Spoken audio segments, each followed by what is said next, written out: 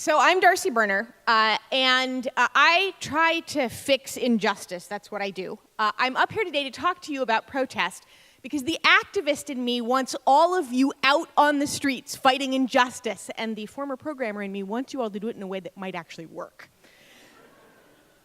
If we want people to do things, there are two ways we can go about it. We can use force, but force doesn't really scale very well over long periods of time or large numbers of people, as anyone who has ever been a mother can tell you.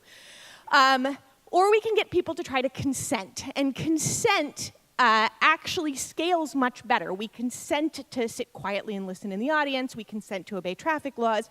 But sometimes people consent to really terrible things. Sometimes they consent to great injustices. They consent to genocide, murder, discrimination, that sort of thing. And we can use protest as a way to get them to stop consenting to tremendous injustice. Now, protests have an audience, and we're trying to get that audience to stop consenting to the injustice. And there are 5 elements we need for that to happen. First, you have to have protesters who are perceived by your audience as being innocent of any wrongdoing. No rocks, no guns, no violence, no fighting back. This is the heart of nonviolence. You cannot have them be perceived of any wrongdoing. They have to be perceived as being innocent. Those innocent protesters then need to voluntarily put themselves in harm's way. It needs to be obvious that they are in fact endangered. If there's no real danger to the protesters, there's not any real danger that the protest is actually going to have enough impact to get people to stop consenting. And it's a terrible thing to say because we don't like people to get hurt for fighting for what they believe in. But this is in fact a key element of effective protest. That risk is what brings it home emotionally for the people whose consent you're trying to undermine. They then need to be subject to the use of official force. You need for official force to come down on these people in a way that's really visible. It can happen in a moment or it can happen over decades, but you have to capture it on film. They say that a picture is worth 1,000 words, and who has time and patience to read 1,000 words these days? You have got to make sure you have photographers or videographers capturing the moment in which official force comes down on your protesters.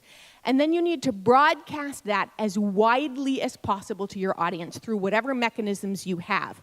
Now, I've had people tell me they don't think Occupy accomplished anything, but there were 3 moments that were broadcast in Occupy that almost everyone in the country saw. They saw young women being pepper sprayed outside Zuccotti Park, they saw an 84-year-old woman being pepper sprayed in Seattle, and they saw protesters being pepper sprayed while sitting on the sidewalk at UC Davis. And the conversation about our economy changed from one that was entirely centered around deficits to one that was centered around inequality, which is an enormous shift.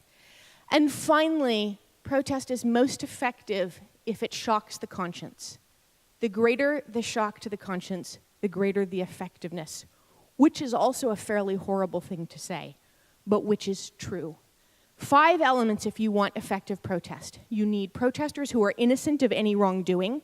They need to voluntarily put themselves in harm's way. They need to be subject to the use of official force. It needs to be broadcast very broadly to your audience in a way that shocks the conscience. If you have these 5 elements, you can use protests to change the world. Like Dorley Rainey, you can change the conversation about the economy of the most powerful country in the world.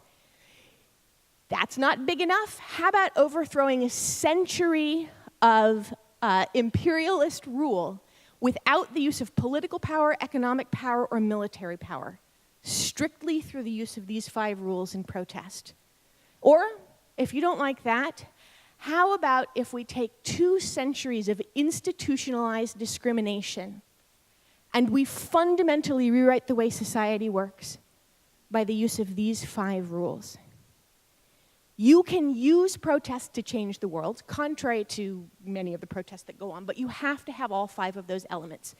If you want to know how to do it, this is how. Innocents voluntarily putting themselves in harm's way in a way that is broadcast to the rest of the world, that shocks the conscience, and that involves the use of official force. That's how you change the world with protest. Thank you.